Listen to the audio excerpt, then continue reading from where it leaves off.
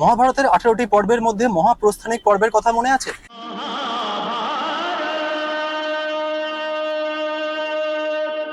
যেটা ছিল 17তম পর্বে।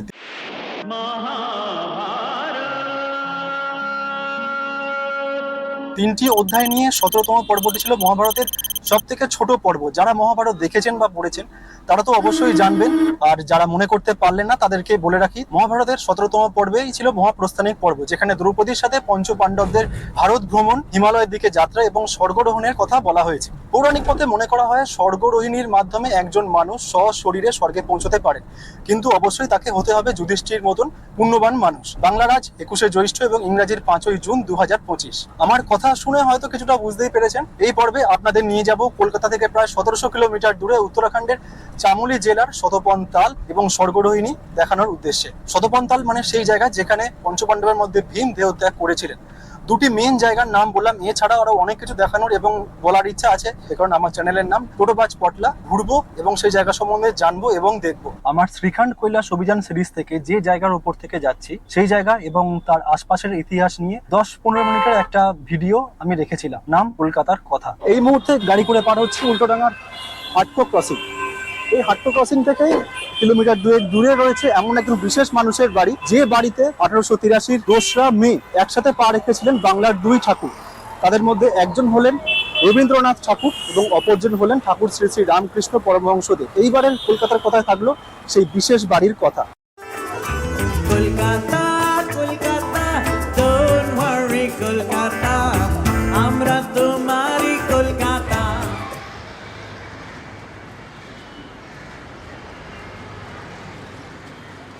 বিধাননগর স্টেশনের দিক থেকে আসলে 2.5 কিলোমিটার, আর শ্যামবাজার 5 মাথার মোড়ের দিক থেকে হেঁটে আসলে 500 মিটারের মতন দূরে দাঁড়িয়ে আছি এই মুহূর্তে স্বর্গীয় শ্রী কাশীশ্বর মিত্র মহাশয়ের বাড়ির সামনে। আর এই বাড়ি কিন্তু যেমন তেমন বাড়ি নয়। আজ থেকে মাত্র 142 বছর আগে দুই মহান মানুষের পায়ের স্পর্শে এই বাড়ির ইট, কাঠ, পাথর, দেওয়াল, এমনকি বাড়ির মানুষগুলো হয়েছিলেন ধন্য। জানেন কারা ছিলেন সেই মহান মানুষ? একজন হলেন ঠাকুর শ্রী শ্রী রামকৃষ্ণ পরমহংসদেব,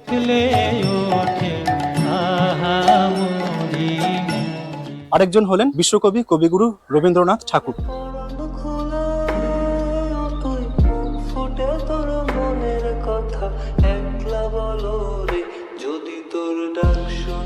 সেই সময় ঠাকুর শ্রী শ্রী রামকৃষ্ণ পরমহংসদেব ছিলেন 47 বছর বয়সী একজন পরিপূর্ণ সাধক। তুই শালা সাধু সন্ন্যাসীর আবার ভদ্রাভদ্র কিরা? তোদের জাত নেই, গোত্র নেই, ভদ্র।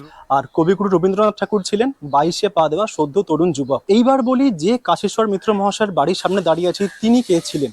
যতদূর তার সম্বন্ধে খোঁজ খবর নিয়ে জানতে পারা যায়, 1828 সালে রাজা রামমোহন রায়ের হাতে তৈরি হয়েছিল ব্রাহ্ম সমাজের।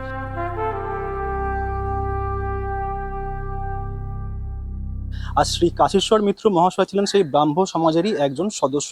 এছাড়াও তিনি ছিলেন একজন অবসরপ্রাপ্ত সাব জজ। এর বেশি তার সম্বন্ধে আর কিছুই জানা সম্ভব হয়নি। কাশীশ্বর মিত্র মহাশয় নিজের বাড়িরই দোতলার একটা বড় হল ঘরে ঈশ্বরের উপাসনা করতেন, আর ভক্তদের আমন্ত্রণ করে মাঝে মধ্যেই মেতে উঠতেন নানা রকম উৎসবে। তিনি মারা যাওয়ার পর তার দুই ছেলে শ্রীনাথ মিত্র এবং শ্রী যজ্ঞনাথ মিত্র মহাশয় ধরে রেখেছিলেন সেই উৎসব পালনের রীতি। তাঁদেরই আমন্ত্রণে 1883 2রা মে বিকাল নাগাদ ঠাকুর শ্রী শ্রী রামকৃষ্ণ, শ্রী রাখাল মহারাজ এবং শ্রী মহেন্দ্রনাথ গুপ্ত মহাশয় এই বাড়িতে এসেছিলেন। ওই দিন ব্রাহ্ম সমাজের বাকি সদস্যদের সাথে ঠাকুর শ্রী শ্রী রামকৃষ্ণ, শ্রী রাখাল মহারাজ এবং শ্রী মহেন্দ্রনাথ গুপ্তকে নিচের ঘরেই বসবার জন্য ব্যবস্থা করে দেওয়া হয়েছিল। কিছু সময় পরে ঘরের একদিকে থাকা পিয়ানো এবং হারমোনিয়াম সহযোগে ব্রহ্ম সঙ্গীতের মাধ্যমে শুরু হয়েছিল ব্রহ্ম উপাসনা। আর ওই দিন সন্ধ্যায় তরুণ রবি ঠাকুর নিজের লেখা একটা গান পিয়ানো বাজিয়ে গিয়েছিলেন, আর সেই গানটি ছিল আমার মাথা নত করে দাও গে তোমার চরণ ধুলার তলে। সেই দিন দুই ঠাকুরের মুখোমুখি সাক্ষাৎ হলেও কিন্তু দুজনের মধ্যে সেরকম ভাবে মনে রাখার মতন কোনো কথাবার্তা হয়নি বলেই শোনা যায়। আর এটাই ছিল দুই ঠাকুরের প্রথম এবং শেষবারের মতন সামনাসামনি দেখা। 1883 2রা মে যেদিন দুই ঠাকুরের মুখোমুখি দেখা হয়েছিল, তার ঠিক 3 দিন পরে মানে 5ই মে তৎকালীন দ্য স্টেটসম্যান কাগজে ওই উৎসবের দিনের খবর প্রকাশিত হয়েছিল। সেই প্রতিবেদনের শেষ লাইনটি ছিল এইরকম: দ্য কোয়ার ওয়াজ লিড বাই বাবু রবীন্দ্রনাথ ট্যাগোর। বিশেষ দিনের কাগজটির খোঁজে ন্যাশনাল লাইব্রেরি থেকে দ্য স্টেটসম্যানের কলকাতার অফিস সব জায়গায় খোঁজ করেছিলাম আমি। দুঃখের বিষয়, ওই তারিখের আগের পেপারগুলো পেলেও কোথাও 1883 5ই মে স্টেটসম্যান সংবাদপত্রটি সংরক্ষণ করা হয়নি। কিন্তু আমিও হাল ছাড়ার পাত্র নই। 31শে মার্চ 2018 নিউজ 18 বাংলার একটা প্রতিবেদন বেরিয়েছিল, যেখানে দ্য স্টেটসম্যানের বিশেষ ওই খবরের কথা উল্লেখ পাওয়া যায়। ডেসক্রিপশন বক্সে লিংক দিয়ে রাখলাম, চাইলে একবার চোখ বুলিয়ে নিতে পারেন। 142 বছর আগে সেই দিনের কিছু কথা শুনবো মিত্র বাড়িরই বর্তমান সদস্য শ্রীমতী মুনমুন মিত্রর কাছ থেকে। যদিও বিয়ের পরে তিনি এখন হয়ে গেছেন শ্রীমতী মুনমুন চ্যাটার্জি। নমস্কার ম্যাডাম। হ্যাঁ, নমস্কার। ম্যাডাম, আপনার কাছে জানতে চাইবো যে 1883 মে মাসে সেই বিশেষ দিনে যে ঘটনাটি ঘটেছিল, সেই ঘটনাটি যদি আপনি আমাদেরকে একবার বলেন। এটা আমার বাপের বাড়ি, মিত্র বাড়ি। এই বাড়িতে আমরা তখন ব্রাহ্ম ছিলাম, তো আমাদের এখানে অকেশনস হতো, মিটিং হতো, তো সেখানে রবীন্দ্রনাথের বাবা আসতেন। সেদিন কোনো কারণে কবিগুরু এসেছিলেন, উনি বাবার সাথে এসেছিলেন। ওই আমাদের ওখানে একটা অনুষ্ঠান ছিল, যেটা থেকে বাবার কাছ থেকে শোনা আমার, যে আমাদের ঠিক বাড়ির উল্টো দিকে তেঁতুলতলা আশ্রম আছে। আচ্ছা। সেই তেঁতুলতলা আশ্রমে উনি এসেছিলেন, রামকৃষ্ণদেব এসেছিলেন। ফেরার পথে উনি আমাদের এখানে অনুষ্ঠান হতে দেখে আচ্ছা। উনি এখানে আসেন। সেদিনকার কি কি খাওয়া হয়েছিল কি আপনার কাছে? না, সেটার ব্যাপারে ইনফরমেশন নেই। অনেকে অনেক কিছু বলে, শুনেছিলাম না লুচি তরকারি খাওয়া হয়েছিল, কেউ বলে লুচি আলুর দম খাওয়া হয়েছিল, কেউ বলে আবার লুচি ছোলার ডালও খাওয়া হয়েছিল। আচ্ছা। তো আদৌ সেটা খাওয়া হয়েছিল, অন্য খাওয়া হয়েছিল, লুচিটা থাকলেও তার সঙ্গে আর কি পথ সেই বিষয়ে কনফিউশন রয়ে সেটা গেছে। খুব কনফিউশন। মিষ্টির উপরে আবার মিষ্টি, এরপর বুঝি তোমরা সবাই মিলে জোস্টি চালাবে। সবই তার নীলা। আয় রাম, বস বস, রাখালে আয় এখানে বস, আয়। কথামৃত অনুযায়ী ম্যাডাম, সেদিনকে পিয়ানো বাজিয়ে ব্রহ্মসঙ্গীত শুনে ঠাকুর শ্রী শ্রী রামকৃষ্ণ যতটা খুশি হয়েছিলেন, সেদিনকার খাওয়া দাওয়া নিয়ে তিনি কিন্তু অতটা খুশি হতে পারেননি বলে জানা যায়। এটার ব্যাপারেও ইনফরমেশন নেই। সেই দিন অনুষ্ঠান শেষে ঠাকুর শ্রী রামকৃষ্ণ যখন দক্ষিণেশ্বরে ফিরে যাচ্ছিলেন,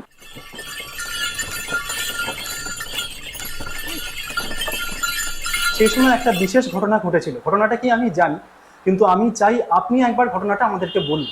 আমরা এখান থেকে দক্ষিণেশ্বর যাওয়াতে ওনাকে একটা গাড়ি ভাড়া করা হয়েছিল, আচ্ছা। কিন্তু সেখানে 50 পয়সা কম পড়েছিল। এটা কি জেনে বুঝে করেছিলেন নাকি? না, তখন ছিল না, মানে এত কাজের তাড়াহুড়ো, লোক তখন এত লোক ছিল, হ্যাঁ হ্যাঁ। তাড়াহুড়োতে বলেছিলেন যে আপনারা পরে আসুন। উনি তো আচ্ছা, আসছেন, উনি আচ্ছা, আমাদের বাড়িতে আগেও আচ্ছা। এসেছেন। হুম। তো আপনি যদি সামনে আসেন বা আমরা গিয়ে দিয়ে আসবো, আচ্ছা আটানাটা গিয়ে দিয়ে আসবো। আচ্ছা। তো সেটা দুঃখবশত আমরা মানে দেওয়া হয়নি তখন। তো সেই জন্য আমরা এখনো ঋণী। এখনো আমরা যখন দক্ষিণেশ্বরে যাই, হ্যাঁ। আমরা আটানা দেওয়ার চেষ্টা করি। এই ঘর বাড়ি এবং সেদিনকার উল্লেখিত সামনে যে পাথরের ফলকটা রয়েছে, ওইগুলি ছাড়া কি সেই দিনকার কোনো স্মৃতি আপনাদের এখনো আছে এই বাড়িতে? না, সেটি কিছু নেই। কেন, এটা কিছুই নেই। বহু পুরনো, আর আচ্ছা। এটা এতটা ফেমাস হবে আমরা নিজেরাও জানতাম আচ্ছা। না। আমরা ওই 50 পয়সাটাকে নিয়ে আমরা এত বেশি মনে হতো যে আমরা যাকে ঠাকুরকে অপমান করেছি। আচ্ছা। তো সেই কারণে আমার বাবা এটার মধ্যে থাকতেন না, বলতে ধর বাবা এটা জানলেই তো জানা যাবে যে ঠাকুরকে আচ্ছা। আমরা 50 পয়সা দিন। সেই জন্য আমরা কোনো হাইলাইট করিনি। 2003 সালে আমার বাবা এটা তৈরি করে, এবং আচ্ছা। 2008 সালে এটাকে এখন যে অবস্থায় দেখছেন আচ্ছা। এই অবস্থা এসছে। আচ্ছা, যারা আসতে চান এই ঐতিহাসিক জায়গায়, তাদের যদি একটু বলে দেন যে কিভাবে তারা আসবেন এই জায়গায়। আচ্ছা, যদি বিধাননগর থেকে আসেন স্টেশন থেকে, আমি কিভাবে বলছি, আসবেন? যারা বিধাননগর থেকে আসবেন তারা যে কোনো বাসে আসবেন যেটা শ্যামবাজার যাচ্ছে। সেখানে আপনার ফরিয়াপুকুর স্টপেজে নামবেন, নিয়ে একটু ব্যাক করবেন আবার টুয়ার্ডস খান্না। দেখবেন একটু ব্যাক হলেই অপোজিটে একটা মসজিদ আছে, তার গায়ে একটা গলি আছে, যার উপরেই ফলক করা আছে কাশেশ্বর মিত্র হাউস। গলিতে ঢুকে 2-4টে বাড়ির পরে ডান দিকে দেখবেন এই বাড়িটা। আর যদি কেউ শ্যামবাজার থেকে আসে, শ্যামবাজার থেকে এলে যে কোনো বাসে, যেটা শিয়ালদা যাচ্ছে, শিয়ালদা গামী বাসগুলোতে উঠবে, নিয়ে ফরিয়াপুকুর স্টপেজে নামবে। যে স্টপেজে নামছে সেই স্টপেজে নেবেই একটু খান্নার দিকে হাঁটতে শুরু করবে। একইভাবে ওই বাঁ দিকে গলি থাকবে, গলির ওখানে ফলো। আর ম্যাডাম, কখন খোলা থাকে আপনাদের এই সভাঘর? মোটামুটি সন্ধ্যে 6টার পর আমরা অ্যালাউ করি আচ্ছা। আসার। আমাদের শুক্রবার সন্ধ্যে 6টা থেকে একটা প্রোগ্রাম হয়। আচ্ছা। ওই দিন এলে আপনাদের কোনো প্রবলেম নেই, আসতে পারেন। ঠিক। অন্য কোনো দিন যদি আসেন সন্ধ্যে 6টার পর, একটু আগে থেকে ফোন করে রাখবেন। আপনারা এই যে ভিডিওটা, এটার তলায় আপনি ইনবক্স করবেন, আমি ফোন নাম্বার পাঠিয়ে দেবো। আপনারা এই নম্বরটাতে ফোন করবেন। যেদিন হবে সন্ধ্যে 6টার পর আমাদের প্রত্যেক শুক্রবার প্রোগ্রাম হয়। তাছাড়া আমাদের মায়ের জন্মদিন, বাবার জন্মদিন, বিবেকানন্দের জন্মদিন হয়। আর 2 তারিখে যেদিন এই প্রোগ্রামটা হয়েছিল, সেদিন আমাদের বড় করে প্রোগ্রাম হয়। তো ব্যস্ততার মধ্যেও আপনি আমাকে যে এতটা সময় দিলেন, তার জন্য আপনাকে অসংখ্য ধন্যবাদ ম্যাডাম। Thank you. কবিগুরু ছিলেন ব্রাহ্মবাদী, নিরাকার ব্রহ্মের উপাসক। অন্যদিকে শ্রী রামকৃষ্ণ ছিলেন মা ভবতারিণীর পূজারী। ঠিক বলেছিস, সব দেবার জন্যে যে হাত বাড়িয়ে বসে আছে তার কাছে চাইতে যাব কেন? চাইলে যে কম পড়ে যাবে গো, চাইলে কম পড়ে যাবে। দুইজন দুই মেরুর বাসিন্দা হলেও দুজনের প্রতি দুজনের যে শ্রদ্ধা ভালোবাসা ছিল সেটা বারে বারে তাদের লেখায় ফুটে উঠেছে। এছাড়াও ঠাকুর শ্রী রামকৃষ্ণ রবি ঠাকুরকে চিনেছিলেন মূলত তার গানে, আর রবি ঠাকুরের সেই গান ঠাকুর শ্রী রামকৃষ্ণকে শোনাতেন তার প্রিয় শিষ্য স্বামী বিবেকানন্দ মহাশয়। 1934 সালে প্রকাশিত মালঞ্চ উপন্যাসে শ্রী রামকৃষ্ণের প্রতি কবিগুরুর গভীর শ্রদ্ধা ও অনুরাগের প্রকাশ পেয়েছিল। 1936 সালে শ্রী রামকৃষ্ণের জন্ম শতবার্ষিকীতে শান্তিনিকেতনে বসে পরমহংস রামকৃষ্ণ দেব নামে 12 লাইনের একটি কবিতাও লিখেছিলেন কবিগুরু। কবিতার লাইনগুলি ছিল, বহু সাধকের বহু সাধনার ধারা, ধ্যানে তোমার মিলিত হয়েছে তারা, তোমার জীবনে অসীমের লীলাপথে, নতুন তীর্থ রূপ নিল এ জগতে, দেশ বিদেশের প্রণাম আনিল টানি, সেথায় আমার প্রণতি দিলাম আনি। 1937 সালে 1 মার্চ কলকাতায় শ্রী রামকৃষ্ণের জন্ম শতবর্ষ উপলক্ষে 8 দিনের এক বিরাট ধর্ম মহাসভার আয়োজন করা হয়। আলোচনা তৃতীয় দিন 3 মার্চ কলকাতার ইউনিভার্সিটি ইনস্টিটিউট আয়োজিত অনুষ্ঠানে সভাপতিত্ব করেছিলেন স্বয়ং রবি ঠাকুর। সভাপতি হিসাবে ইংরেজিতে তিনি একটি দীর্ঘ ভাষণও দিয়েছিলেন। পরের দিন 4 মার্চ আনন্দবাজার পত্রিকায় পুরো ভাষণটি বাংলা অনুবাদ প্রকাশিত হয়। সেই ভাষণটিতে ঠাকুর শ্রী রামকৃষ্ণের প্রতি কবিগুরুর উপলব্ধি অনুভব করা যায়। অপরদিকে ঠাকুর শ্রী শ্রী রামকৃষ্ণ পরমহংসদেবের কথামৃত গ্রন্থের 4th খণ্ডের 4th পর্বে 1883 সালের 2রা মে বিকালের ঘটনার কথাও উল্লেখ পাওয়া যায়, যদিও সেখানে যুবক রবি ঠাকুরকে নিয়ে একটাই লাইন লেখা আছে।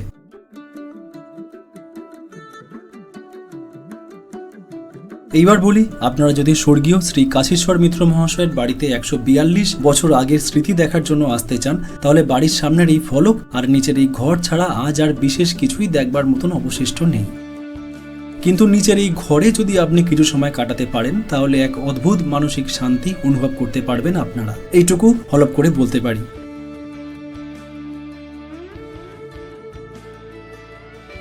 এছাড়াও 1883 2রা মের বিশেষ দিনটাকে স্মরণ করে প্রতি বছর নানা অনুষ্ঠানের মধ্য দিয়ে 2রা মে উদযাপন করেন মিত্রবাড়ির বর্তমান সদস্যরা।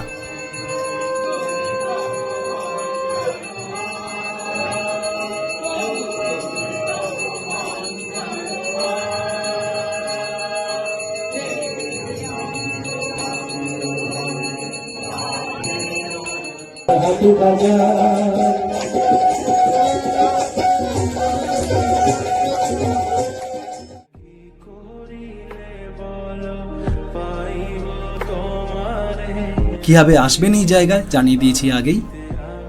শ্যামবাজার 5 মাথার মোড়ে 1969 সালে বসানো ঘোড়ায় চড়া নেতাজির মূর্তির ফটো দেখে অনেকেই আজ চোখ বন্ধ করে জায়গার নাম বলে দিতে পারবেন, কিন্তু ওই একই জায়গা থেকে ঢিল ছোড়া দূরত্বে থাকা ঠাকুর শ্রী শ্রী রামকৃষ্ণ এবং কবিগুরু রবীন্দ্রনাথ ঠাকুরের পায়ের ছোঁয়া পাওয়া ঐতিহাসিক শ্রী কাশীশ্বর মিত্র মহাশয়ের এই বাড়ির কথা কিন্তু রয়ে গিয়েছে আজ অনেকেরই অজানা।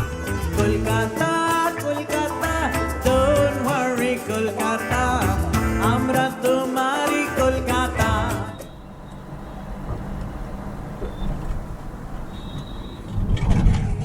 বলো পাইব তোমারে রাখিব আখিতে আখিতে, ওই কি করিলে বলো পাইব তোমারে রাখিব আখিতে আখিতে। আমি মনে করি এই দুজন মহান মানুষকে নিয়ে কথা বলার সাহস, ধৃষ্টতা বা ক্ষমতা কোনোটাই আমার নেই। শুধু কলকাতার বুকে সময়ের স্রোতে হারিয়ে যেতে বসা একটা ঐতিহাসিক জায়গাকে আপনাদের সামনে তুলে ধরার চেষ্টা করলাম। মাত্র আমি টোটোবাজ পটলাম, সময় এখন দিল্লি উড়ে যাওয়া। আমার আজকের জার্নি প্ল্যান কলকাতা থেকে দিল্লি। দিল্লিতে পৌঁছবো রাত 8:30। দিল্লি থেকে ট্রেন ধরবো আজ রাত 12টা নাগাদ। আগামীকাল ভোর 4টে নাগাদ পৌঁছে যাব হরিদ্বারে। তারপর গাড়ি নিয়ে দেব দেবপ্রয়াগ হয়ে আমাদের দেশের শেষ গ্রাম মানাগ্রামের উদ্দেশ্যে রওনা, কারণ আমাদের স্বর্গরোহিণী ট্রেক শুরু হবে মানাগ্রাম থেকে। কথায় কথায় মনে পড়লো দেবপ্রয়াগে অলকানন্দা এবং ভাগীরথী মিলে শুরু হয়েছে গঙ্গা নদীর পথ চলা। কাকতালীয়ভাবে আজ 21শে জ্যৈষ্ঠ গঙ্গা পুজোর দিন, সাথে আজ দশহারা, আর আজ বিশ্ব পরিবেশ দিবস। লক্ষ্মীবারে মা লক্ষ্মীর নাম নিয়ে কলকাতা থেকে একাই শুরু করলাম আমার এইবারের যাত্রা। এই মুহূর্তে রয়েছে কলকাতার মাটি থেকে প্রায় 30,000 ফুট ওপরে। কলকাতার আকাশে কিন্তু ভালোই মেঘ রয়েছে, আর আমি যখন আজকে বেরোচ্ছিলাম তখনও কিন্তু বৃষ্টি হচ্ছে আজকে খুব ভালো। তারা বলেন যে দশহরায় বৃষ্টি বা ভালো লক্ষণ, তাদের কিন্তু এইবারে কলকাতার আকাশ নিরাশ করেন। দিল্লি এয়ারপোর্ট থেকে বেরিয়ে আপাতত চললাম নিজামুদ্দিন স্টেশনের দিকে। তবে ডাইরেক্ট ওলা উবেরে করে যাব না, আমি কেটে কেটে যাব। আমি দিল্লি থেকে শাটেল নিলাম, শাটেলে করে আমি যাব দুর্গাবাই দেশমুখ মেট্রো অবধি। ওখান থেকে মেট্রো করে যাব আমি নিজামুদ্দিন স্টেশন অবধি। পুরোটা যদি আমি ওলা উবেরে করে যেতাম তাহলে ভাড়া অনেকটা বেশি হাঁকছে, ওই 850-800 মতন হাঁকছে। তাই কিছুটা অন্তত যদি সেভ হয় সেই জন্য আমি এইভাবে যাচ্ছি। দিল্লি এয়ারপোর্ট থেকে দুর্গাবাই দেশমুখ মেট্রো অবধি ভাড়া পড়ছে 400 টাকার মতো, এখান থেকে মেট্রো নেব। Durgabai Deshmukh south campus metro থেকে হজরত নিজামুদ্দিন অবধি আমার মেট্রো ভাড়া পড়েছিল 40 টাকা। আরও একটা ব্যাপার লক্ষ্য করলাম, রাত 9টা নাগাদ যখন দিল্লি মেট্রোতে টিকিট কাটতে গেলাম তখন মেট্রো চললেও কিন্তু টিকিট কাটার জন্য কোনো কাউন্টার খোলা ছিল না। স্টেশনে থাকা মেশিন থেকেই টিকিট কাটতে হয়েছিল। দাঁড়িয়ে আছি হজরত নিজামুদ্দিন স্টেশনের সামনে। সময় এখন ভোর 4:25 আর আজকে 6 তারিখ। পৌঁছে গেছি হরিদ্বারে। আমার ট্রেন ছিল 12401 নন্দাদেবী এসি সুপারফাস্ট এক্সপ্রেস। ট্রেনটি আসছে কোটা থেকে আর ট্রেনটি যাত্রা শেষ করবে দেহরাদুন থেকে। যেহেতু এই মুহূর্তে দেশে ট্রেনের মধ্যে ভিডিও করার বেশ কিছু রেস্ট্রিকশন রয়েছে, তাই ট্রেনের মধ্যে কোনো ভিডিও আমি করিনি, যার জন্য ট্রেন থেকে নেবে স্টেশনে দাঁড়িয়ে আমি ভিডিওটা করছি। আমি যে ট্রেনটা এসেছি, ট্রেনটা দিল্লি থেকে যতগুলো ট্রেন আসে হরিদ্বার অবধি তার মধ্যে সব থেকে কম সময় নেয় হচ্ছে বন্দে ভারত এক্সপ্রেস। তারপরেই রয়েছে এই ট্রেনটি। দিল্লির নিজামুদ্দিন থেকে হরিদ্বারের মধ্যে দাঁড়াবে মাত্র 4টে স্টেশন। আমার এই যে ট্রেনটা করে আসলাম 12401, হরিদ্বার পৌঁছতে সময় নেবে মোটামুটি ওই 4 ঘন্টা 7 মিনিটের মতন। এই ট্রেন নিজামুদ্দিন ছাড়ার পর দাঁড়াবে গাজিয়াবাদ, মেরুট, মুজাফরনগর, রুড়কি এবং হরিদ্বারে। ট্রেনের নামেই রয়েছে এসি সুপারফাস্ট, অতএব ট্রেনের মধ্যে কিন্তু কোনো স্লিপার বা জেনারেল কম্পার্টমেন্ট নেই। আপনারা যদি আমার মতন হাতে কম সময় থাকে যাতায়াতের জন্য, হরিদ্বারে আসার জন্য, তাহলে আপনারা দিল্লি থেকে আমি যে ট্রেনটা আসলাম এই ট্রেনটা ধরতে পারেন। তবে এই মুহূর্তে কলকাতা থেকে সরাসরি হরিদ্বার অবধি আসার জন্য রয়েছে 2টি ট্রেন। প্রত্যেকদিন সন্ধে 8:25 হাওড়া থেকে রয়েছে দুন এক্সপ্রেস। যদি আপনার কপাল ভালো থাকে তাহলে 33 ঘন্টায় এই ট্রেন আপনাকে হাওড়া থেকে হরিদ্বার পৌঁছে দেবে। আরো একটি ট্রেন ছাড়ে হাওড়া থেকে হরিদ্বার আসার জন্য। ট্রেনটি 5 দিন চলে কুম্ভ নামে আর 2 দিন চলে উপাসনা নামে। ট্রেনটি হাওড়া থেকে ছাড়ে প্রতিদিন দুপুর 1টায়। এই ট্রেনটি হরিদ্বার পৌঁছতে সময় নেয় প্রায় 27 ঘন্টার মতো। যেহেতু আমার ট্রেক করতে একটু বেশি সময় লাগবে, তাই আসা যাওয়ার সময়তে আমার একটু কাটছাট করতে হয়েছে। হিসাব মতন কলকাতা থেকে আমার হরিদ্বার পৌঁছতে সময় লাগলো 12 ঘন্টার মতন। গতকাল বিকাল 4টের সময় জার্নি শুরু করেছি আর এখন বাজে ভোর 4:15। ভোলাদাকে মনে আছে তো? আমার সঙ্গে কৈলাস ট্যুরে ভোলাদা ছিল। হরিদ্বার অবধি একা এসে ভোলাদার আমি হরিদ্বার থেকে এক হলাম এবং আমরা দুজন একসঙ্গে ট্রেকটা করব। সকালবেলা একসঙ্গে একদম বেশ দারুণ চাটা চায়ের মধ্যে কিন্তু একটা সরো পড়ে গেছে। দেখে বোঝার উপক্রম নেই, সত্যিই তাই। এখানে এত লোকজন রয়েছে এই মুহূর্তে, তো দেখে বোঝার উপক্রম নেই যে 4:30 বাজে এখন না বিকাল 4:30 বাজে। তবে চাটা অসাধারণ বানিয়েছে। ভিডিও মোটামুটি পেয়েছিল। চা দিয়ে খাওয়ার জন্য একটা টোস্ট নিলাম, তো ওনাকে যখন আমি বললাম তো একটা টোস্ট দিন, বিস্কুট দিন, তো উনি বলছেন যে এটা টোস্ট, বিস্কুট নয়। কলকাতার কনসেপ্ট পাল্টে দেবে। কলকাতাতে আমরা সবকিছুকেই বিস্কুটই বলি, টোস্টও বিস্কুট, ব্রিটানিয়াও বিস্কুট, নেড়েও বিস্কুট, পটলেও বিস্কুট, সবই বিস্কুট। ভাইয়া টোস্ট বিস্কিট নেই? হ্যাঁ। আরে বাংলা দমদমে বাড়ি। আরে দারুণ ব্যাপার। দাদা বলছে যে টোস্ট কিন্তু বিস্কুট না। কি নাম দাদা? সোনু। এই মুহূর্তে রয়েছে হরিদ্বার বাস স্ট্যান্ডে। হরিদ্বার বাস স্ট্যান্ডে যে ছবি আপনাদেরকে দেখালাম, বদ্রীনাথ অব্দি বাসের টাইমিং দেওয়া থাকলে কিন্তু বদ্রীনাথ অব্দি ডাইরেক্ট এই মুহূর্তে কোনো বাস নেই। আমি কাউন্টারে জিজ্ঞাসা করলাম, তো ওনারা বললেন যে প্রথমে ঋষিকেশ যেতে হবে, ঋষিকেশ থেকে বদ্রীনাথ যাওয়ার বাস পাওয়া যাবে। তো একেবারে হরিদ্বার থেকে এই মুহূর্তে ডাইরেক্ট কিন্তু কোনো বদ্রীনাথ অব্দি যাওয়ার বাস নেই। লাস্ট যে ভাড়া ছিল হরিদ্বার থেকে বদ্রীনাথ অব্দি 850 টাকার মতো।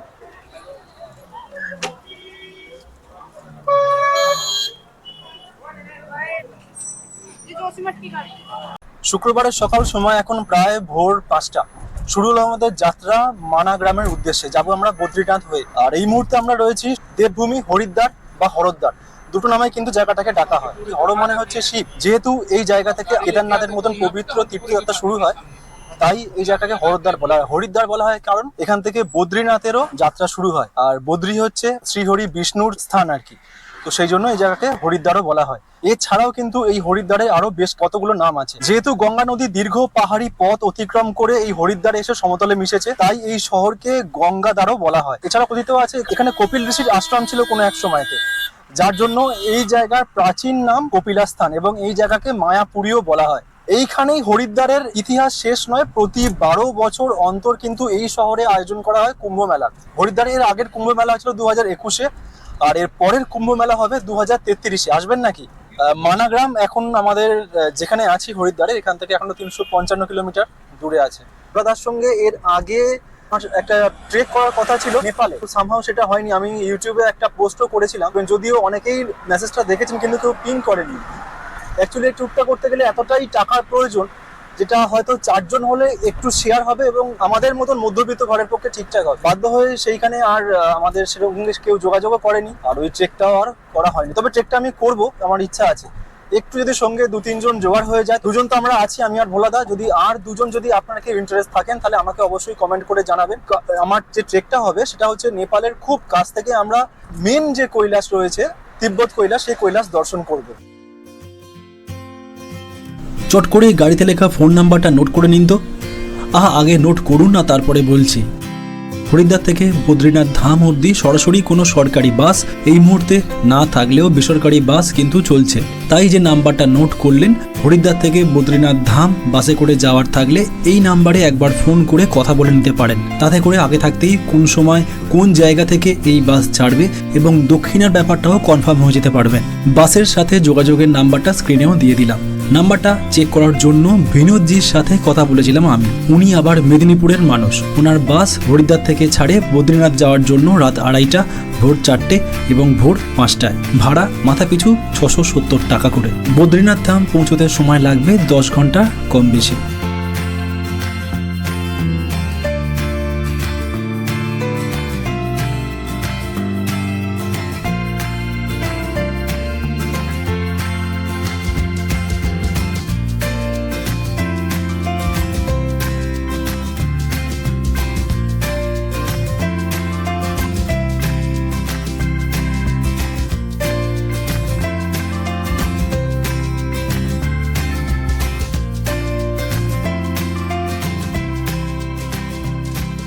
হরিদ্বার থেকে জার্নি শুরু করেছিলাম প্রায় সকাল 5টার সময়, এখন বাজে 6:30। আমরা 57 কিলোমিটার ডিস্টেন্স কভার করেছি টাইমের মধ্যে।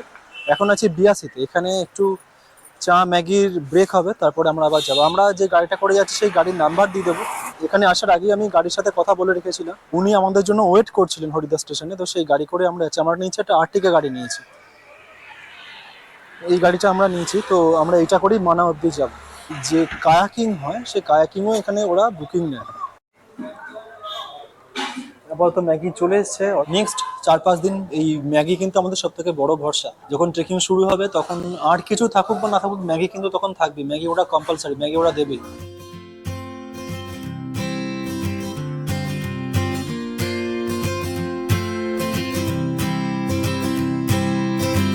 আপুস করে ঝোলঝোল গরম ম্যাগি খেয়ে মানাগ্রামের উদ্দেশ্যে আমাদের যাত্রা আবার শুরু হলো। জানি রাখি, যে গাড়িতে করে আমরা যাচ্ছি হরিদ্বার থেকে মানাগ্রাম অবধি ভায়া বদ্রীনাথ ধাম, দুজনের জন্য ভাড়া পড়েছে 9,000 টাকা। যেহেতু এখন পিক সিজন, তাই ভাড়া একটু বেশি পড়েছিল আমাদের।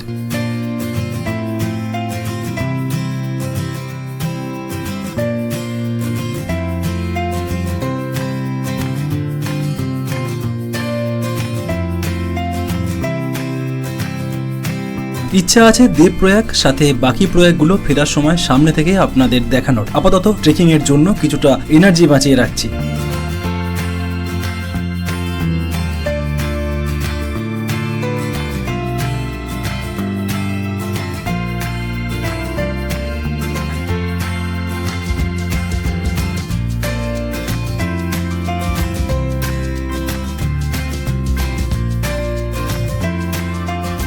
এই মুহূর্তে পার হচ্ছি হরিদ্বার থেকে প্রায় 132 কিলোমিটার দূরে উত্তরাখণ্ডের ছোট জেলা শ্রীনগরে। ব্রিটিশরা ভারতে জাঁকিয়ে বসার আগে এই শ্রীনগর ছিল গাড়োয়াল রাজ্যের রাজধানী। হ্যাঁ, ঠিকই শুনেছেন, গাড়োয়াল কিন্তু একটা রাজ্য ছিল সেই সময়তে। দেবভূমি হওয়ার সুবাদে এই শ্রীনগরেও রয়েছে প্রচুর মন্দির, রয়েছে প্রচুর হোটেল থাকার জন্য, শ্রীনগরে দেখার মতন রয়েছে দুটো মন্দিরই বাবা মহাদেবকে উৎসর্গ করা। একটি হচ্ছে বাবা কিলকিলেশ্বরের মন্দির, আরেকটি হচ্ছে বাবা কমলেশ্বরের মন্দির।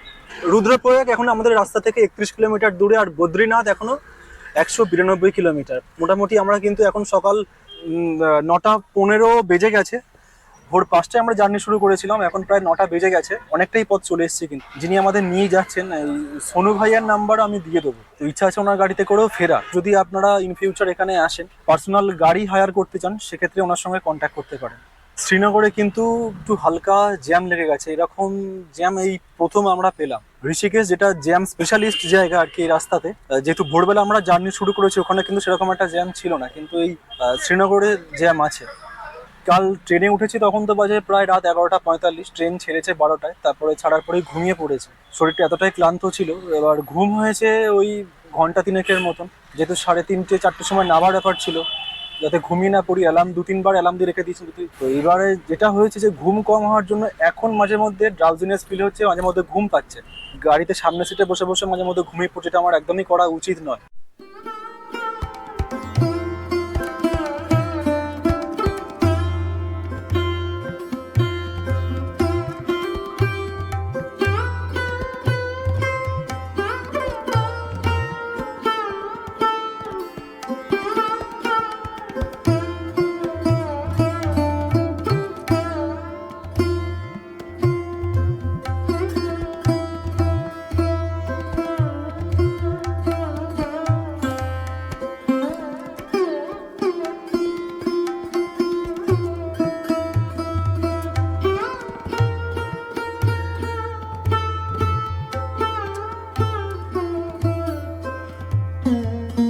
পৌঁছে গেছি হরিদ্বার থেকে 143 কিলোমিটার দূরে অলকানন্দা নদীর তীরে মা ধারী দেবীর মন্দিরে। মা ধারী দেবী হলেন মা কালীর অপর এক রূপ এবং উত্তরাখণ্ডের গাড়োয়ালের রক্ষাকর্ত্রী দেবী।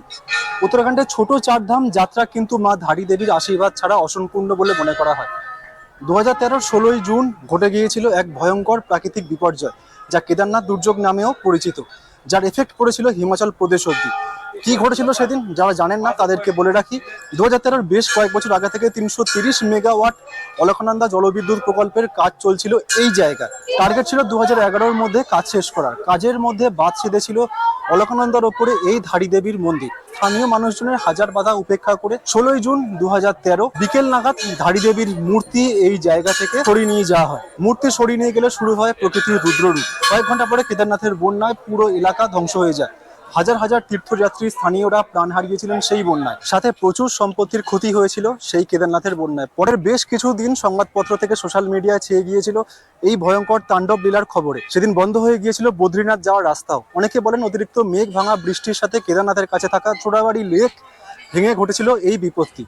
কিন্তু প্রশ্ন হলো, সেই দিন মায়ের মূর্তি সরানোর পরেই হতে হলো এই এত বড় বিপর্যয়। আস্তিক এবং নাস্তিকের এই লড়াই চলতেই থাকবে।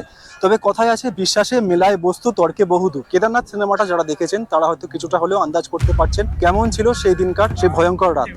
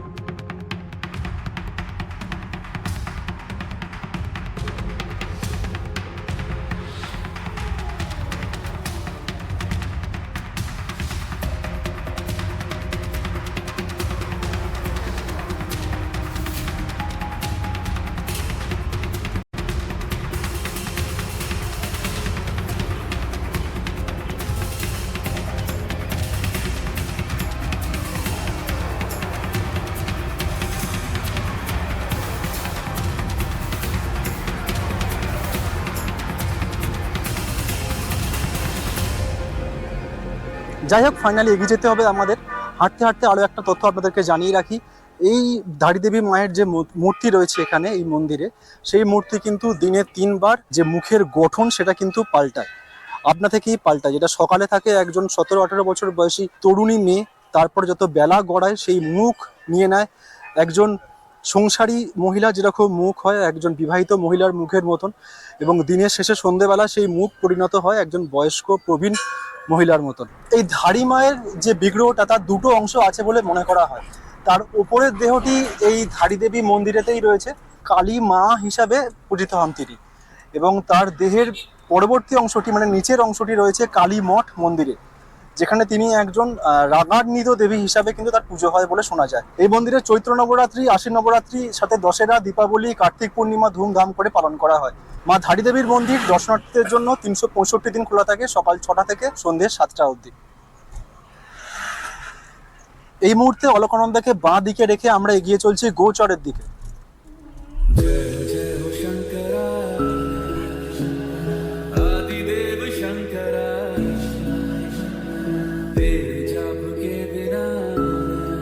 বদ্রীনাথ ধামের দিকে যাওয়ার রাস্তায় গাড়ির চাপ কমানোর জন্য রুদ্রপ্রয়াগ থেকেই সমস্ত ছোট ছোট গাড়িগুলোকে জাভরি বাইপাস হয়ে 107 নাম্বার জাতীয় সড়ক ধরে ঘুরিয়ে দিচ্ছে। আর আমরা এখন আছি ঠিক এই জায়গায়। কেদারনাথ যাওয়ার রাস্তা কিন্তু এদিক দিয়ে চলে গেছে, আর আমরা সোজা যাচ্ছি যোশীমঠ বদ্রীনাথের দিকে। अरे यार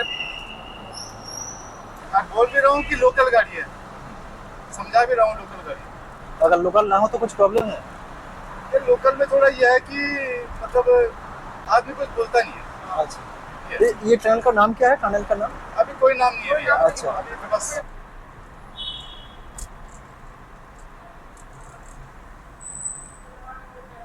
अरे এই যে টানেলটা পার হলাম এটা কিন্তু এখনো রিনোভেশনের কাজ চলছে, একটা সময় হয়ে যাবে পুরোপুরি ওয়ান ওয়ে হয়ে যাবে।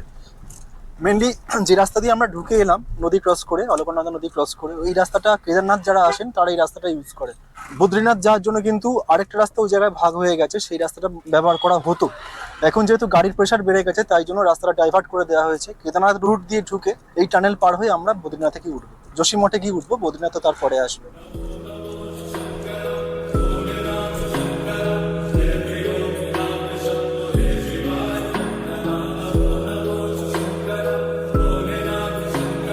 হরিদ্বার থেকে সকাল 5টায় আমরা জার্নি শুরু করেছিলাম, প্রায় 173 কিলোমিটার এসছি। এখানে এই জায়গাটার নাম শিভানন্দা বলে জায়গাটার নাম। আমাদের গাড়ির চাকা পাঞ্চার হয়ে গেছে, ড্রাইভার সাহেব গাড়ির চাকা রিপেয়ার করছে, তো একটু সুযোগ পেলাম আশপাশটা একটু দেখিয়ে দিই। এখন আমাদের মোটামুটি পাড়ি দিতে হবে 143 কিলোমিটারের মতন মানা ভিলেজ অব্দি।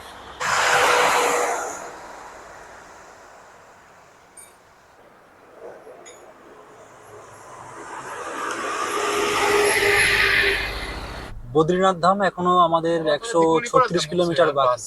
এখানে আমাদের পাস চেকিং হবে। पास बनाए ना। চারধাম খোলার পরে চারধাম যদি আসতে চান তাহলে আপনাকে অনলাইন রেজিস্ট্রেশন করতে হবে এবং সেখানে প্রপারলি মেনশন করতে হবে যে আপনি কোন ধাম যাত্রা করতে চাইছেন, গঙ্গোত্রী, যমুনোত্রী, বদ্রীনাথ না কেদারনাথ। এখানে মেনশন করার পরে আপনাকে দেখাতে হবে যে আপনি কোন গাড়ি করে আসছেন, প্রাইভেট গাড়ি, ট্যাক্সি, এরকম ওখানে দেখাতে হবে। ফাইনালি আপনার পাসটা জেনারেট হবে, কোনো পয়সা করি ওখানে লাগে না। আপনার আধার ভেরিফিকেশন হবে ওখানে। ফাইনালি আপনার ওই চালান জেনারেট হবে, ওটাকে আপনার প্রিন্ট আউট নিয়ে রাখতে হবে সঙ্গে করে। রাস্তায় 2-3 জায়গায় এই পাস কিন্তু চেকিং হবে, তার মধ্যে আমরা 2 জায়গা পেরিয়ে এসেছি, ওখানে পাস চেকিং হয়নি। ফাইনালি গোচরের ঢোকার মুখে পাস চেকিং হচ্ছে। যদি আপনারা বদ্রীনাথ যাত্রা করেন তো সেক্ষেত্রে যেহেতু আমি বদ্রীনাথের রাস্তা এই মুহূর্তে রয়েছে এবং এখানে আমি এই জিনিসটা দেখলাম চেকিং হচ্ছে, তাই আমিও বলছি যে অবশ্যই রেজিস্ট্রেশন করবেন এবং রেজিস্ট্রেশন করার পরে যে চালানটা বেরোবে সেটা প্রিন্ট আউট কিন্তু সঙ্গে রাখবেন, আর আইডি প্রুফ অবশ্যই রাখবেন। দেখুন কত লম্বা লাইন। আমাদের কিন্তু বদ্রীনাথ মেন টার্গেট নয়, বদ্রীনাথটা আমরা রেখেছি বাট ওটা মেন টার্গেট, আমরা মেন ট্রেকিং এ যাচ্ছি। ট্রেকিং এ যাচ্ছি বলে এই নয় যে আমাদের ছাড়া, ট্রেকিং এ যাই যেখানে যাই, যেহেতু বদ্রীনাথ রুটটা আমরা ফলো করছি তাই কিন্তু আমাদের রেজিস্ট্রেশন করতে হয়েছে এবং চালান নিতে হয়েছে। হরিদ্বার থেকে 186 কিলোমিটার দূরে এই মুহূর্তে আমরা পার হচ্ছি চামোলি জেলার আরো এক ছোট শহর গোচর। আর এই গৌচরে রয়েছে একটা ছোট বিমানবন্দর, মানে মেনলি এটা হেলিপ্যাড বলাটাই বেশি ভালো হবে। 2013 16ই জুন কেদারনাথে যখন বন্যা বা ভূমিধস যখন হয়েছিল, তখন কিন্তু যাত্রীদের উদ্ধার করে এই গৌচরে এনে রাখা হয়েছিল। উদ্ধার করার সময় কিন্তু এই যে এয়ারপোর্ট বা হেলিপ্যাড যেটা রয়েছে প্রচন্ড সে সময় কাজে এসেছিল। This because the aim is to fly the helicopter immediately and get the people out of that place. So it should take 1.5 hour more hour to remove The weather is turning bad, and keeping that in mind, the Indian Air Force is trying their level best so that they can get their complete squadron here at this forward post of Gochar ready. You could see these personnel trying.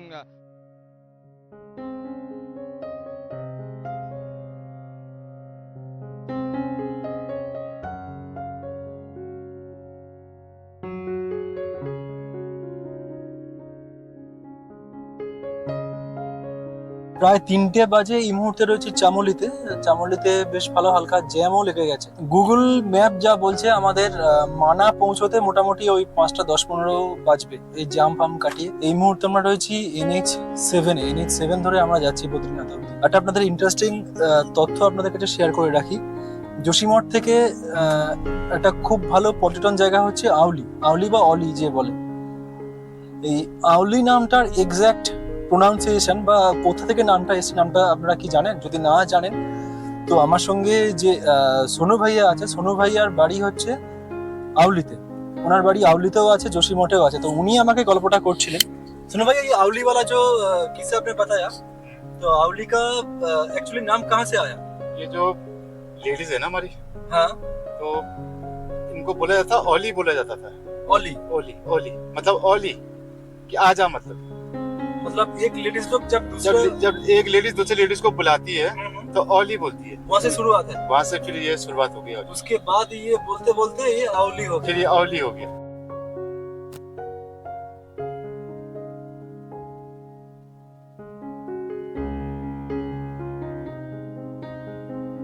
সময় দুপুর 2টো রয়েছি নন্দপ্রয়াগ, আর শরীর প্রচন্ড tired, গাড়িতে আস্তে আস্তে ঘুমিয়ে পড়ছি। তাই একটু বেশ স্পাইসি টাইপের লাঞ্চ আমাদের এখন চলছে।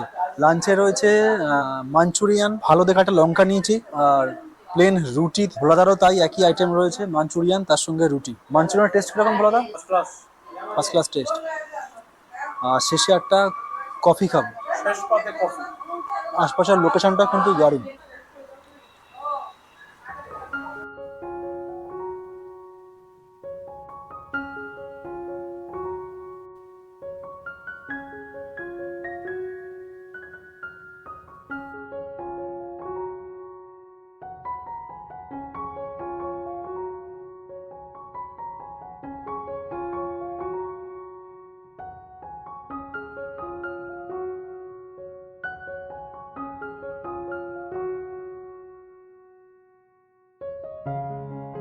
সময় এখন সন্ধে 8:15, রয়েছি মানাতে।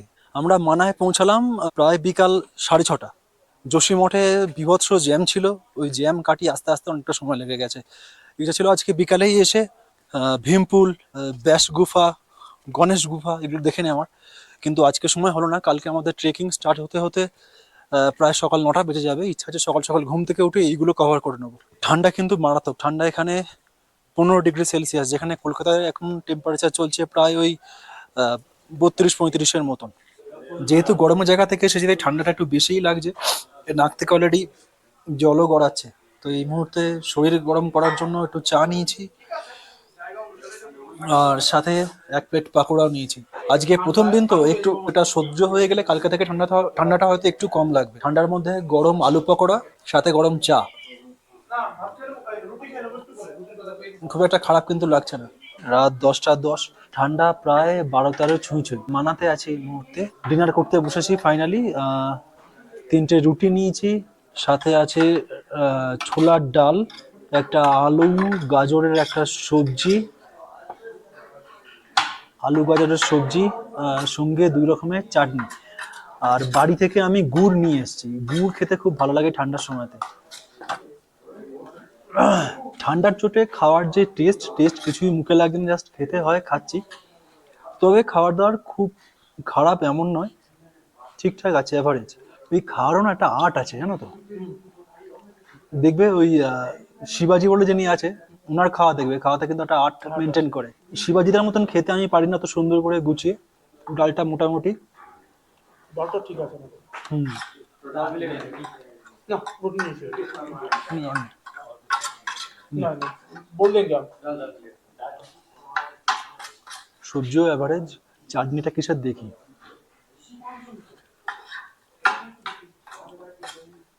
ঝাল চাটনি দাদা, শুধু এই লাল চাটনিটা খেয়ে দেখো। এই চাটনি খেলে তুমি এক্ষুনি তুমি শতবন্ধ উঠে যাবে। কত শীত বলে দিয়েছে হ্যাঁ, এইখানে কিন্তু পোটার নিয়ে আমাদের একটা গন্ডগোল হয়েছে, একটা ভুল বোঝাবুঝি হয়েছে। সেটা আমার তরফ থেকেও ভুল হয়েছে, ওরাও কনসেপ্ট ক্লিয়ার করেনি। আমাকে বলেছিল যে আমাদের এই ট্যুরটা করাচ্ছে সে 6 জনকে নিয়ে উপরে উঠবে, আমাদের 2 জনকে নিয়ে। আমি জিজ্ঞেস করেছিলাম যে পোটার কজন আছে, তখন উনি বলেছিলেন যে পোটার আছে সব মিলিয়ে 5 থেকে 6 জন এবং একজন গাইড। এর মানে আমি কি বুঝবো, যে মাথা পিছু একজন করে পোটার হয়তো থাকবে। আজকে উনি বলছে না না, ওই সমস্ত পোটারগুলো থাকবে ওনার টেন্ট, খাবার দাবার, বইবার জন্য। এইবার যদি আমরা পার্সোনাল পোটার নিই তো সেক্ষেত্রে আলাদা করে 1000 থেকে 1500 টাকা চার্জ দিতে হবে। যখন ফাইনালি জিজ্ঞেস করলাম টাকাটা কত, তো উনি বলছে ফাইনাল টাকাটা হচ্ছে 1500, 1000 টাকা নয় 1500। তো 1500 টাকাটা আমাদের মতন মধ্যবিত্ত ঘরে একটু বেশি হয়ে যাচ্ছে।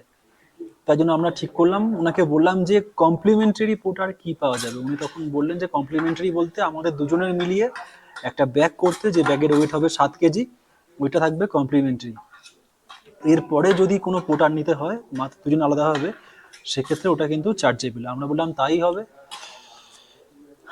2 জনে মিলে একটা ব্যাগ করে নিলাম, দুজনের যত জিনিসপত্র আছে একটা ব্যাগেই ভরে নিলাম, ওটা দিয়ে দেবো পোটারকে। আর আমার একটাই ব্যাগ থাকবে, জল আর কিছু অ্যাক্সেসরিজ থাকবে তার মধ্যে, সেগুলো নিয়ে আমি একটা ব্যাগ নেব। গুড মর্নিং ফ্রম মানা। আজকে 27 জুন, দাঁড়িয়ে আছি ভারতবর্ষের শেষ গ্রাম মানা ভিলেজে। আজকে শুরু হবে আমাদের স্বর্গডোহিনী ট্রেক। প্রচন্ড ঠান্ডা, ঠান্ডায় কথা জড়িয়ে যাচ্ছে। আশপাশের যে ভিউটা একবার দেখাচ্ছি, অসাধারণ। আর সামনে দিয়েই সরস্বতী নদী এবং অলকানন্দা নদী বয়ে যাচ্ছে। দুটোর যে প্রয়াগ, দুটো যেখানে মিশেছে, তাকে কেশব প্রয়াগ বলা হয়। প্রথমে ভিউটা দেখুন,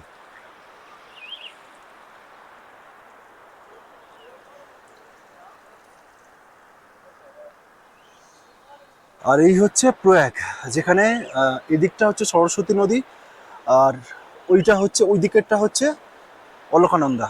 আর এই জয়েন্টটাকে বলে কেশব প্রয়াগ। এই প্রয়াগটা সেরকম ভাবে ফেমাস নয়, লোকাল মানুষজন তাকে কেশব প্রয়াগ বলেছে। এই মানা গ্রামের টেম্পারেচার এই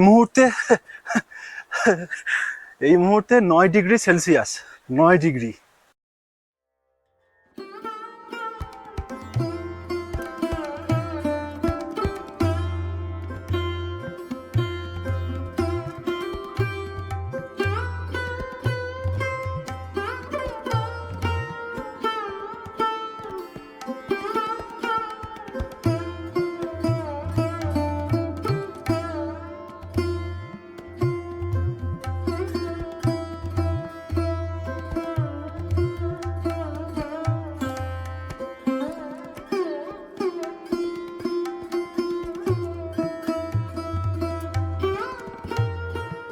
বদ্রীনাথ ধামের খুব কাছেই মানা গ্রামে ব্যাস গুহা এবং গণেশ গুহা নামে 2টো গুহা আছে, যার উল্লেখ পাওয়া যায় হিন্দু পুরাণেও। ব্যাস গুহা হলো সেই জায়গা যেখানে ঋষি ব্যাস মহাভারত রচনা করেছিলেন, এবং গণেশ গুহাকে মনে করা হয় সেখানে সেই জায়গা যেখানে ভগবান গণেশ ব্যাসদেবের নির্দেশ অনুসারে মহাভারত মহাকাব্যটি লিখেছিলেন। 2022-এ এক সমীক্ষা অনুযায়ী মনে করা হয় যে এই ব্যাস গুহা আমার পিছনে রয়েছে প্রায় 5330 বছরের পুরনো।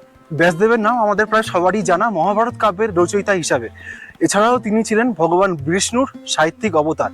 তার পুরো নাম ছিল কৃষ্ণ দ্বৈপায়ন ব্যাস। বেদকে 4 ভাগে ভাগ করার জন্য তিনি বেদব্যাস নামেও পরিচিত। ব্যাসদেব মহাভারত লেখার জন্য নির্বাচন করেছিলেন দেবাদিদেব মহাদেবের পুত্র ভগবান গণেশকে। এছাড়াও ভগবান গণেশ যখন মহাভারত প্রায় লিখে ফেলেছিলেন, তখন লেখার জন্য তিনি যে কলম ব্যবহার করেছিলেন সেটা মাঝখানে ভেঙে যায়। কলম না পেয়ে ভগবান গণেশ সে সময় নিজের একটা দাঁত ভেঙে মহাভারত লিখেছিলেন। ঠান্ডায় আমার জিভ জড়িয়ে যাচ্ছে, এতটা ঠান্ডা হাওয়া দিচ্ছে।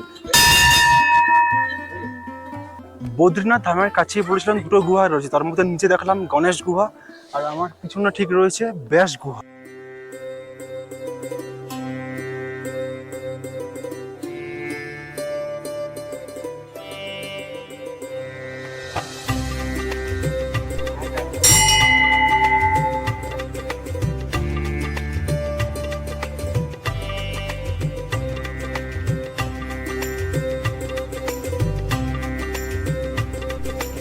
এই মানাগ্রামের আশেপাশেই দেখার মতো রয়েছে 3-4টে স্পট। তার মধ্যে একটা রয়েছে ব্যাস গুহা, গণেশ গুহা, ভীমপুল, সরস্বতী নদী যেখান দিয়ে বয়ে গেছে।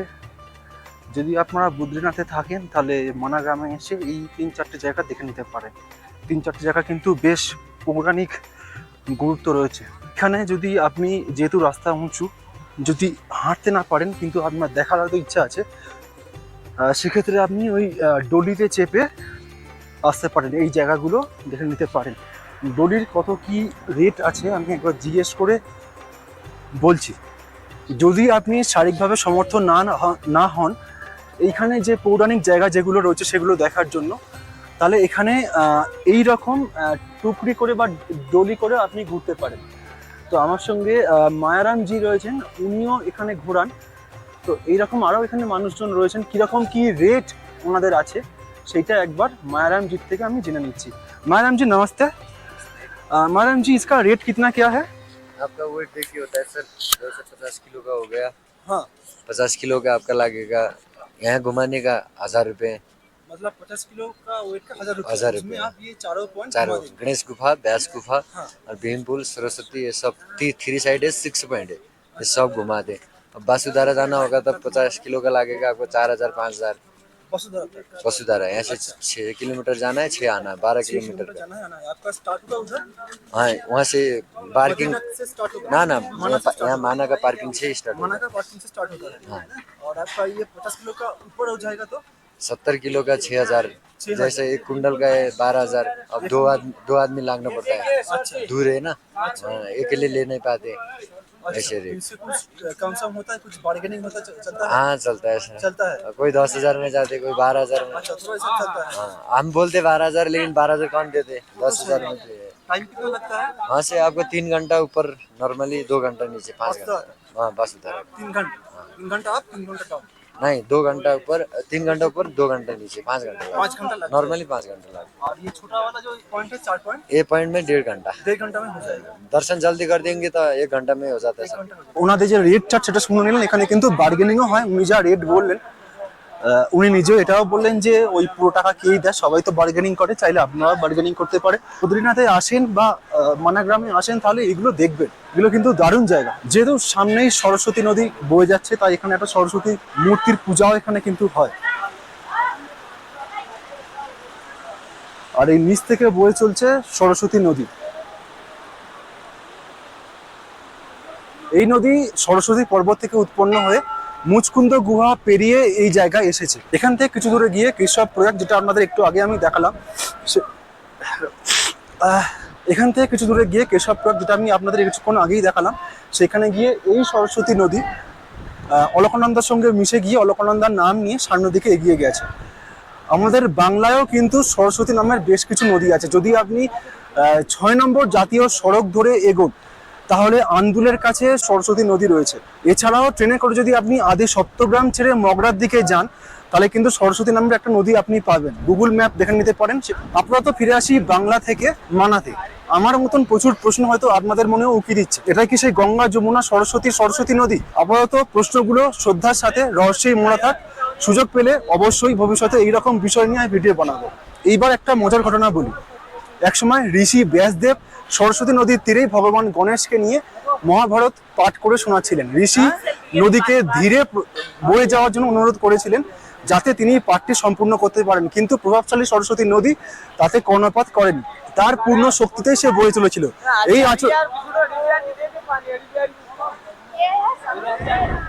এই আচরণে ক্ষুব্ধ হয়ে ভগবান গণেশ নদীকে অভিশাপ দিয়েছিলেন যে এই নদী একদিন অদৃশ্য হয়ে যাবে। তখন থেকেই মনে করা হয় সরস্বতী নদী মানুষের চোখের অন্তরালে চলে গিয়েছে। সরস্বতী নদী পার করতে গিয়ে পঞ্চপাণ্ডবকেও কিন্তু বেগ পেতে হয়েছিল। পঞ্চপাণ্ডবরা যখন এই সরস্বতী নদী কাছে এসে উপস্থিত হয়েছিল তখন নদীর ওপরে কোনো ব্রিজ ছিল না। দ্রৌপদী এবং পঞ্চপাণ্ডব এই নদী পার হতে পারে তার জন্য ভীম এই জায়গায় একটা বড় পাথর ফেলে একটা ব্রিজের মতন তৈরি করেছিল, আর সেইটাকেই বলা হয় ভীমপুল। সেতুটি একটা সিঙ্গেল পাথরের ওপর দাঁড়িয়ে রয়েছে।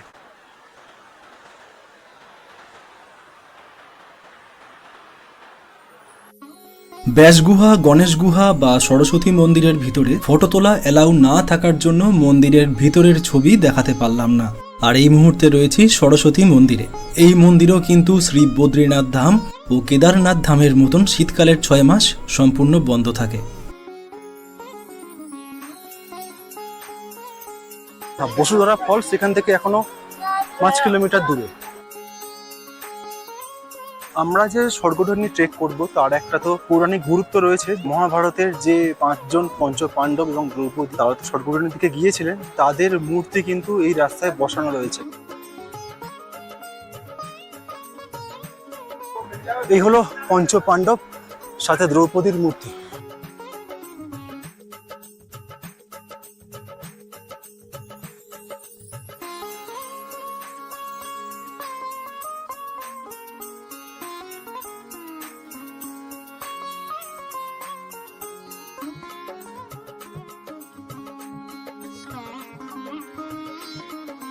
নকুল,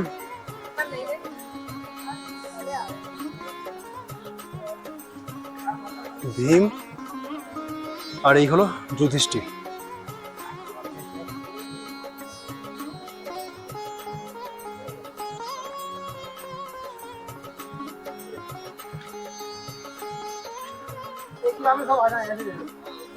পঞ্চ পাণ্ডব দ্রৌপদীর সাথে তাদের এই যাত্রা পথে আরো একজন সঙ্গী ছিল, একটি কুকুর তাদের সঙ্গে ছিল। সেই কুকুরটি অ্যাকচুয়ালি ছিল যমরাজ, এবং যেহেতু যুধিষ্ঠির শেষ অবধি গিয়েছিলেন তার সঙ্গে কুকুরটিও শেষ রাস্তা অবধি গিয়েছিলেন। দাঁড়িয়ে আছি উত্তরাখণ্ডের চামোলি জেলার ছোট্ট একটা গ্রাম মানাতে। চারিদিকেই মানা গ্রামে রয়েছে বরফে মোড়া পাহাড়। কলকাতা থেকে প্রায় 1700 কিলোমিটার দূরে শান্ত নিরিবিলি পৌরাণিক গ্রাম হলো এই মানা গ্রাম। এই মানা গ্রামের উচ্চতা সমুদ্রপৃষ্ঠ থেকে প্রায় 10,500 ফুটের মতন।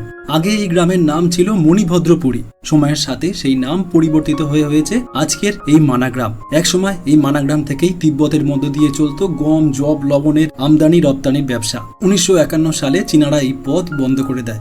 আবার 1954 সালে ব্যবসার জন্য ও তীর্থযাত্রার জন্য খুলে দেওয়া হলেও শেষমেশ 1962 সালে ভারত চীন যুদ্ধের পর এই আন্তর্জাতিক সীমানা সম্পূর্ণভাবে বন্ধ করে দেওয়া হয়।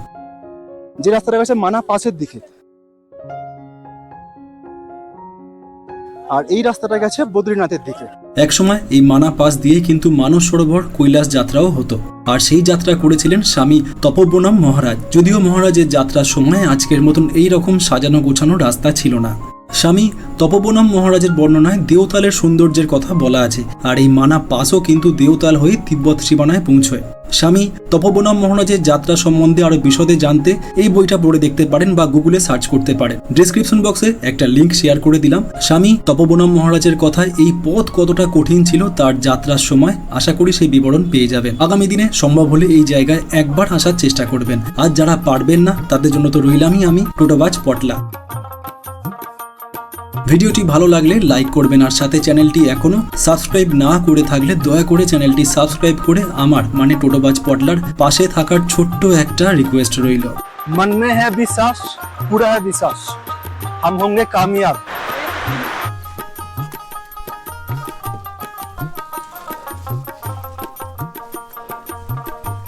যে সাদা চূড়োটা দেখা যাচ্ছে ত্রিভুজের মতন, এই জায়গাটার নাম হচ্ছে ভীমকাদা। দাদা কেমন লাগছে? সহস্রধারার জল অলকানন্দায় গিয়ে মিশছে। সত্যপন্থ লেকের সামনে। হর হর মহাদেব। এখানে কিছু একটা বোর্ড লেখা আছে, একদন্ত ফাল্গুনী ব্যানার্জি, যার একটা স্বপ্ন ছিল এখানে আসার।